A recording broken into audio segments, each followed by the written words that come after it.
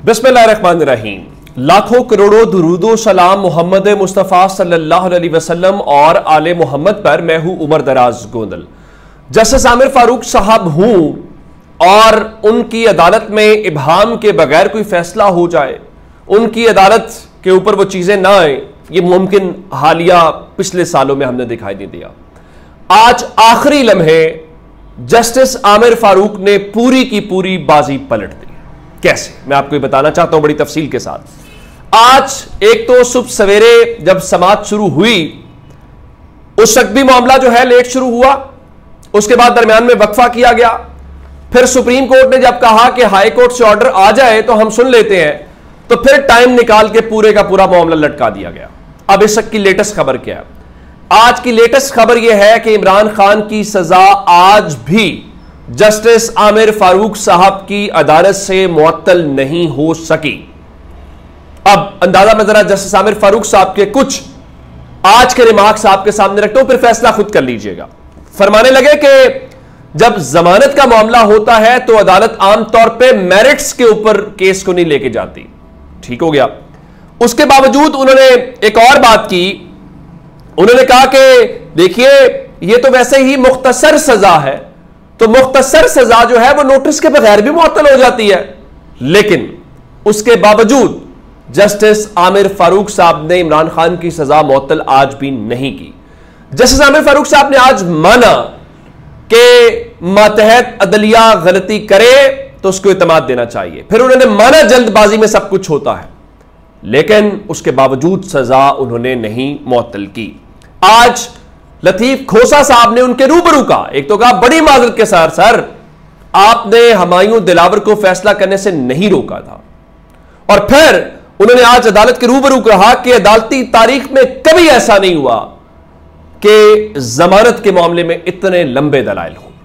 लेकिन अब उन्होंने जस्टिस आमिर फारूक साहब ने कि इस केस को कल तक ले गए। अमजद परवेज जो है, जो इलेक्शन कमिश्नर पाकिस्तान के वकील हैं, उन्होंने दलाइल दिए। बुनियादी तौर पे उन्होंने ताखीरी हरबे आजमाए। मैं आपको एक लम्हे के ऊपर बताना चाहता हूं, कोर्ट रिपोर्टर्स जो बता रहे थे कि एक लम्हे के ऊपर लतीफ खोसा साहब ने जस्टिस आमिर फारूक साहब के सामने ये बोला कि फैसला कर दें, उधर सुप्रीम कोर्ट भी वेट कर रही है, तो वो कुछ बोले, फिर उन्होंने वो जुमला मुकम्मल नहीं किया। इससे अंदाजा लगाइए एक बात, आज इलेक्शन कमीशन के वकील ने एक भी दलील जो है वो हुमायूं दिलावर साहब के फैसले के हक में नहीं दी। उन्होंने ताखीरी हरबे आजमाने थे और मामला लटकाने की कोशिश करनी थी, तो उन्होंने एक नया पॉइंट उठा दिया। वो क्या था? वो पॉइंट ये था कि स्टेट यानी रियासत को इस मामले के अंदर फरीक नहीं बनाया गया, जिस पर जस्टिस आमिर फारूक साहब ने कहा रियासत को फरीक बनाने की जरूरत क्या है? अमजद फारूक साहब ने कहा देखिए अब इमरान खान को सजा हो चुकी है, उनका स्टेटस बदल चुका है, वो रियासत या स्टेट की हिरासत के अंदर या उनके पास है, तो उनको फरीक कर। इसके ऊपर तारिक जहांगीरी साहब ने कहा कि यह मुख्तसर सजा का शॉर्ट सेंटेंस का मामला है, हमने आपका पॉइंट नोट कर लिया है, आप आगे बढ़े। लेकिन उन्होंने एक भी दलील जो है, जो एक भी आर्गुमेंट जज हुमायूं दिलावर के फैसले के हक में नहीं दिया। एक बात हो गई। ये सारी बातें थी, जिसके बाद एक और जो अहम मामला है, उसके बाद जस्टिस आमिर फारूक साहब ने कल केस जुमे को 11:30 बजे इसको लगा लिया है। तो उस चीज को लेके उन्होंने क्या किया? उन्होंने ये किया कि अमजद परवेज साहब ने कहा कल केस ना रखें, चूंकि जुमे को जो 2 रुकनी डिवीजन बेंच होता है वो नहीं बैठता, तो ये कहेंगे छुट्टी वाले दिन केस आपने लगा दिया। तो जिस पर कहा नहीं, कल जुमा है, हम जुमे के बावजूद कल इस केस को सुनेंगे। यह मामला हुआ इस तरफ। अब दूसरा फोरम था सुप्रीम कोर्ट। सुप्रीम कोर्ट में 3 रुकनी बेंच इंतजार कर रहा था कि इस्लामाबाद हाई कोर्ट जो है वो कोई फैसला करे, लेकिन इस्लामाबाद हाई कोर्ट तो फैसला नहीं कर सकी, और बड़ा मुश्किल फैसला होता है जस्टिस आमिर फारूक साहब से बगैर किसी बहाम के फैसला आ जाए। तो सुप्रीम कोर्ट की समाअत जो आज पहले हुई थी, फिर ब्रेक ली गई, तो दूसरी उसकी समाअत नहीं हो सकी। अब ये समाअत कल, अगर ये हाई कोर्ट ने कल इमरान खान को रिहा न किया तो कल सुप्रीम कोर्ट फिर भी इस केस को नहीं सुन सकेगी। उसकी वजह क्या है? उसकी वजह यह है कि जराए के मुताबिक जो जस्टिस मुजाहिर अली अकबर नकवी साहब हैं, उन्होंने भी रही से कसर पूरी कर दी। वो भी आज जब अभी अदालती वक्त के उस टाइम पे ही, तो वो लाहौर रवाना हो गए। उसके बाद अदालती अमला भी चला गया, तो सुप्रीम कोर्ट के अमले ने बताया कि आज समाअत नहीं होगी। लेकिन राइट नो इस मोमेंट पे जब ये आप वीडियो देख रहे हैं, सुप्रीम कोर्ट की जानिब से अगली जो समाअत है, अगली तारीख का ऐलान नहीं किया गया कि वो किस दिन होंगे। अब कल जुमा है, क्योंकि कल समाअत हो सकती थी, लेकिन आज इमरान खान के इस मामले के ऊपर कल सुप्रीम कोर्ट में समाअत नहीं हो सकेगी, चूंकि जज अवेलेबल नहीं है, वरना फिर कल भी हो सकती थी। अब अगर जस्टिस आमिर फारूक कल सजा मुअत्तल करके उनको रिहा कर देते हैं तो ये अलग मामला है। अदरवाइज अगर कल वो लटका देते हैं तो फिर आगे हफ्ता इतवार आएगा, फिर सोमवार को मामला चला जाएगा। अब फिलहाल सुप्रीम कोर्ट ने अपनी अगली तारीख नहीं बताई, क्या वो मंडे को इस केस को टेकअप करेंगे। फिलहाल बताया गया, जो इस्लामाबाद से मेरे पास इत्तलात है, कि इसको गैर मुअय्यना मुद्दत के लिए मुलतवी कर दिया गया है। आज जस्टिस आमिर फारूक साहब ने इलेक्शन कमीशन के वकील के सामने 3 पॉइंट्स रखे, जो आज जिन ग्राउंड्स के ऊपर लतीफ खोसा साहब ने इस केस को रखा था, और उस केस की बुनियाद के ऊपर जान नहीं है, लेकिन इमरान खान का जुर्म बहुत बड़ा है। जुर्म इंटरनेशनल मीडिया भी बता रहा है, कल सिरिल अल्मेडा ने इसके ऊपर ट्वीट भी किया।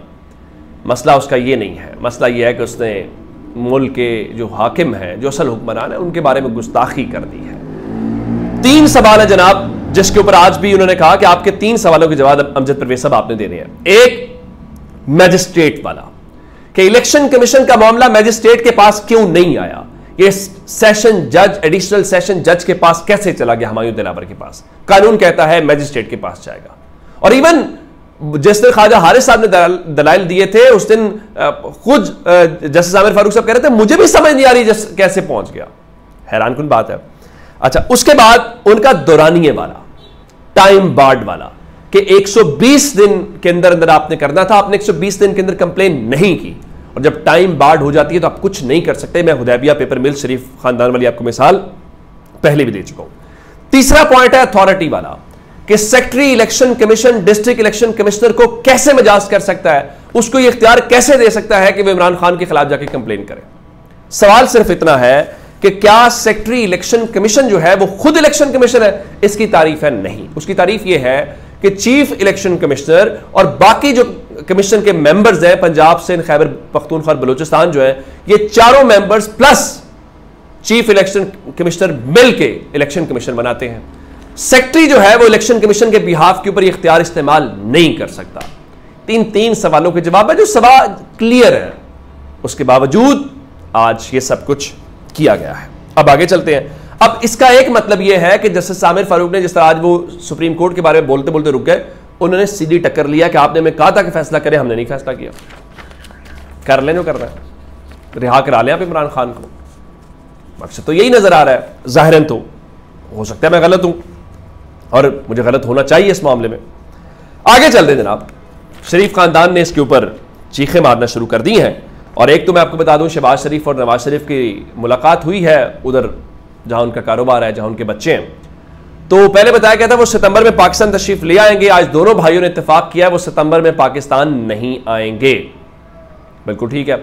अगली खबर, मरियम नवाज धड़ाधड़ चीफ जस्टिस के हवाले से ट्वीट्स कर रही है, और उनको चीफ जस्टिस के बारे में वो कहती हैं कि जनाब, कानून और इंसाफ के चेहरे को सास और बच्चों की खातिर मसक करने पर उमर अता बंदियाल साहब अपने लिए तारीखी बदनामी लिए जा रहे हैं। इसका जवाब उनको देना पड़ेगा, या फिर साकिब निसार की तरह दुनिया से मुंह छुपाकर सारी जिंदगी गुजारनी पड़ेगी।